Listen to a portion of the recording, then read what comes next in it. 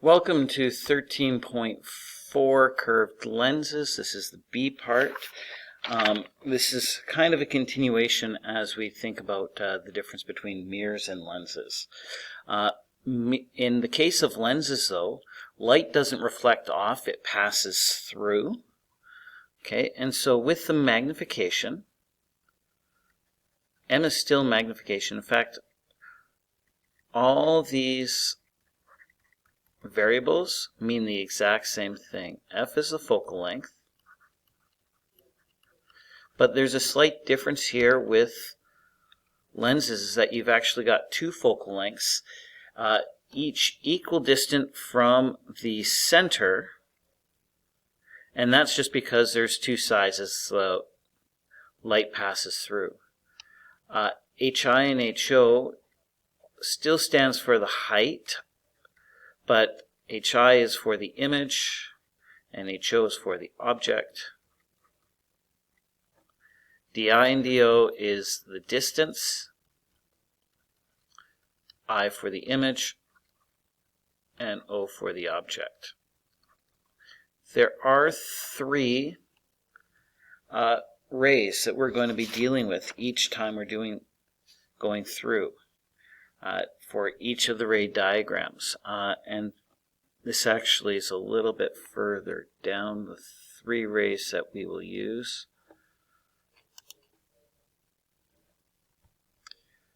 The first one runs parallel and then through a focal length.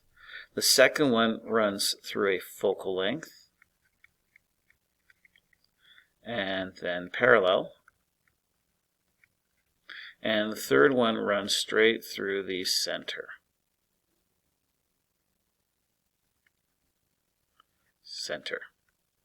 There we go. Now, in number 2 here, we're asked to find the nature of this image. Because this is a concave lens, the double concave lens is a diverging lens. So the double concave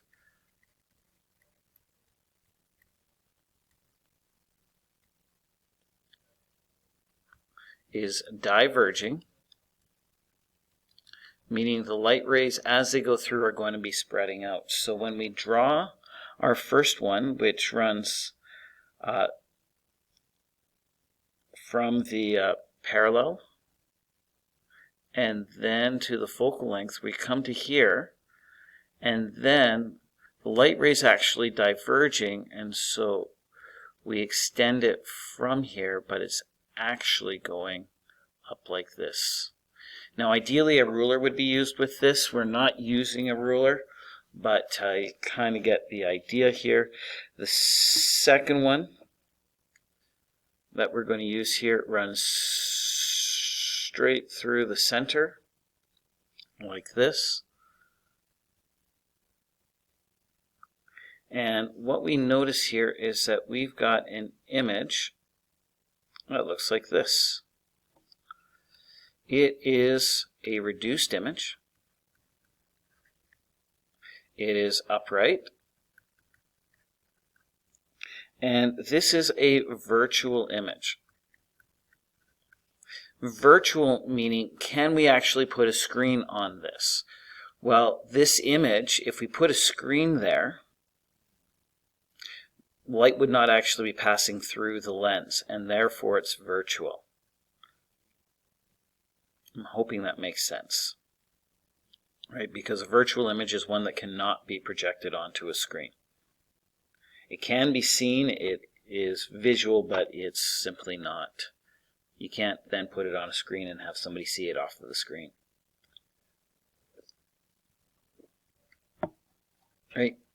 Now, if we were to try to run a third, we would see it would come through here.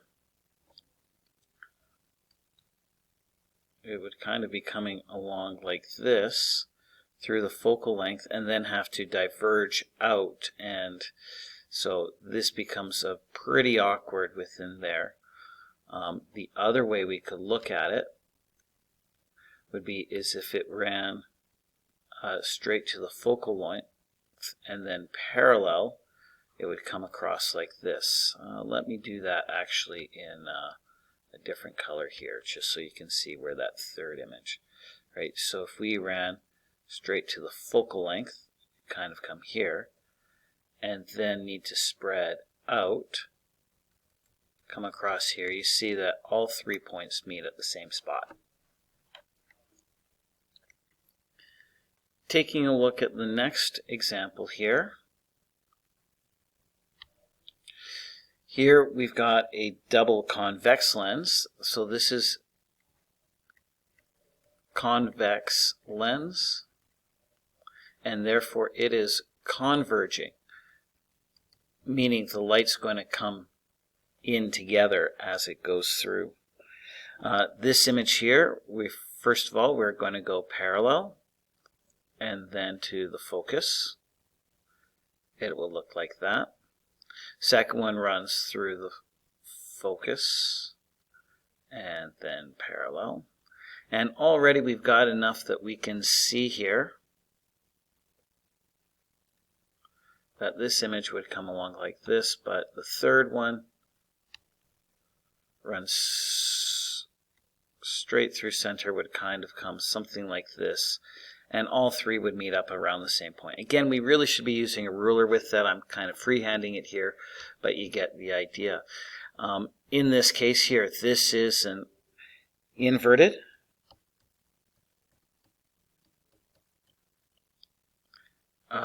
enlarged, and this is a real image, meaning that we could put a screen here. If this were a light source, the image would be here and it would be passing through the lens. And we could put this on, in fact, on a screen.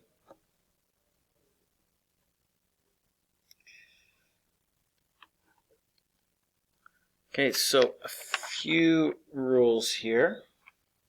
The first one, with curved mirrors, real images are always a positive DI. Right, that's where the rays meet. And so a positive DI is still there where rays actually meet. A virtual image will have a negative DI, and it's the exact same with the lens, mathematically. But it's where they appear to have met.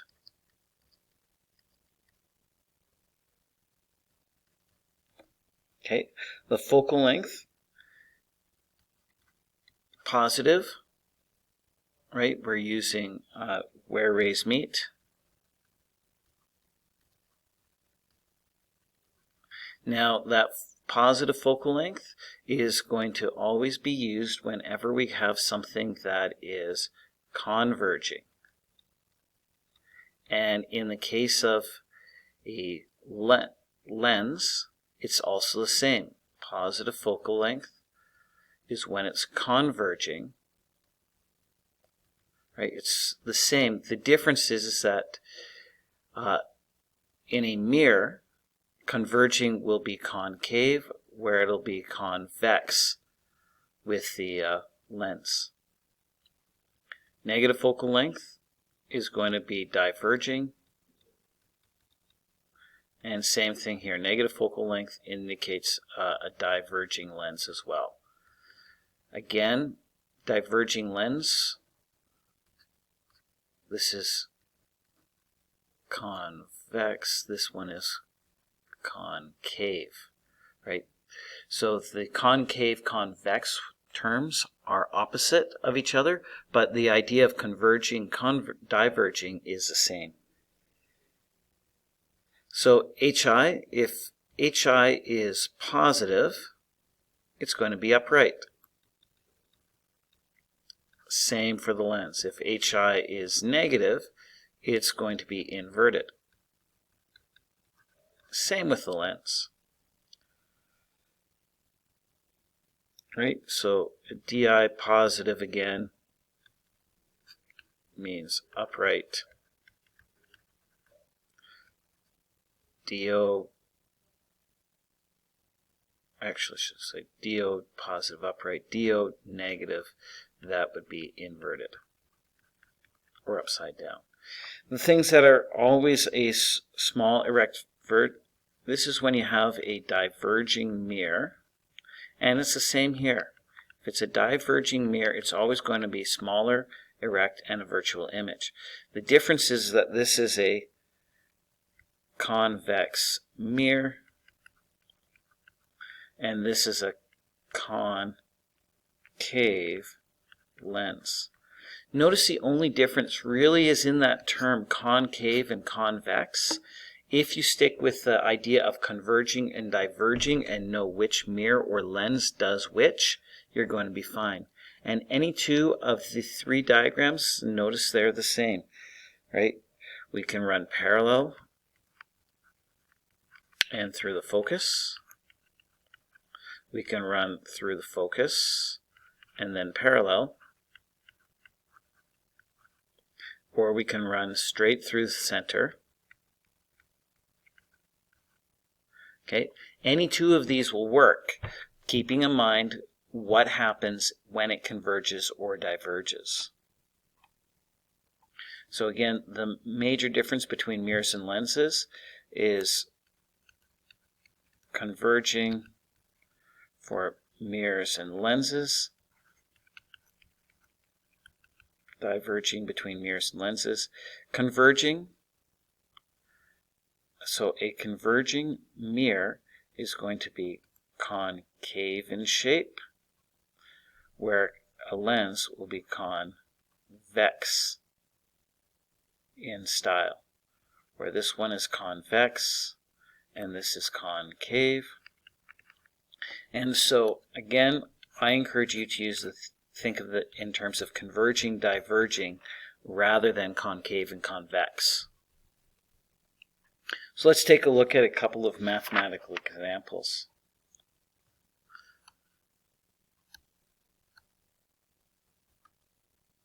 Okay, so the first one, we've got a glowing 4 centimeter tall object, right? And so we've been given the height of the object as being 4 centimeters. It's 7 centimeters away. Okay, so we've been given a distance of 7 centimeters from a concave lens. Now, a concave lens, again, is going to be diverging.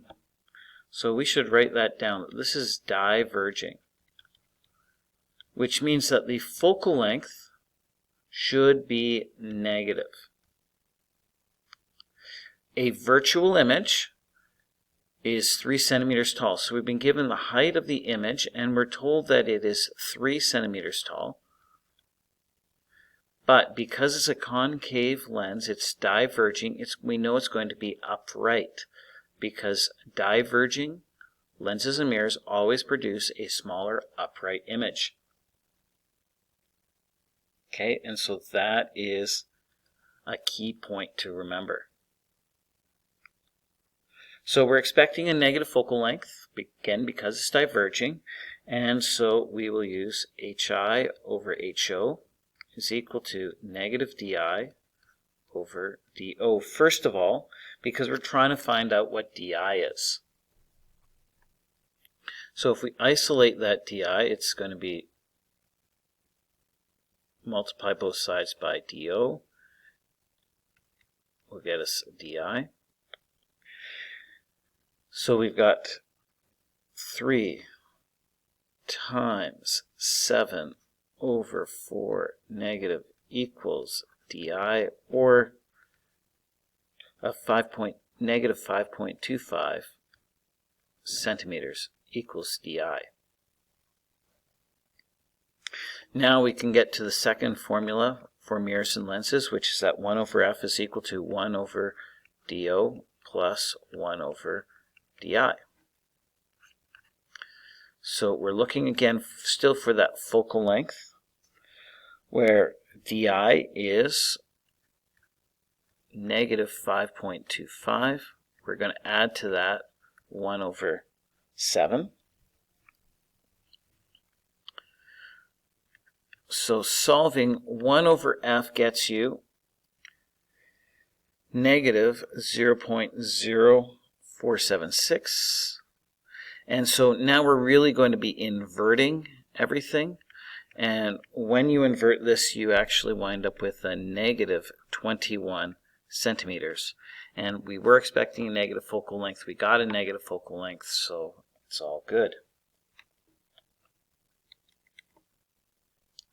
Taking a look at this next example, a thin double convex lens. So convex lens, we know this is converging. So it means that we know that we are expecting a positive focal length. Has a focal length of 15, so that's focal length positive 15 centimeters. Has an object of height 8 centimeters, that's height of the object, 8 centimeters. Is placed 45 centimeters to the left of the lens. So distance of the object is 45 centimeters. We want to find the position of the image, aka we want to find DI. So in this case here, we will use 1 over F is equal to 1 over DO plus 1 over DI. So the focal length being 8, and that's a positive 8, is equal to 1 over 45 plus 1 over DI. Oh wait, I said 8. That's not 8. That's 15. Focal length is clearly 15. Okay. So we're still looking for DI here. Now, we can solve this with fractions or with decimals. Either way really works, but you're going to find that, first of all, 1 over 15 is the same as 3 over 45 is equal to 1 over 45 plus 1 over DI. So 3, we're going to subtract that from both sides.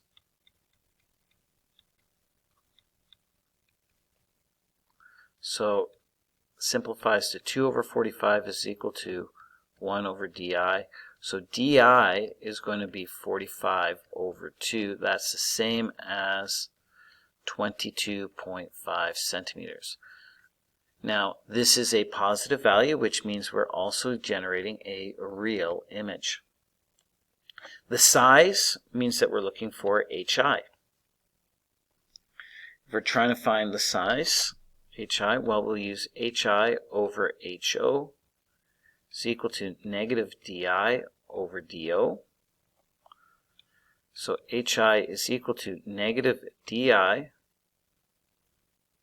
times HO over DO. So negative 22.5 multiplied by the height of the object, which we know is 8, all divided by DO, which we have given is 45. Height of the image there works out to negative 4 centimeters.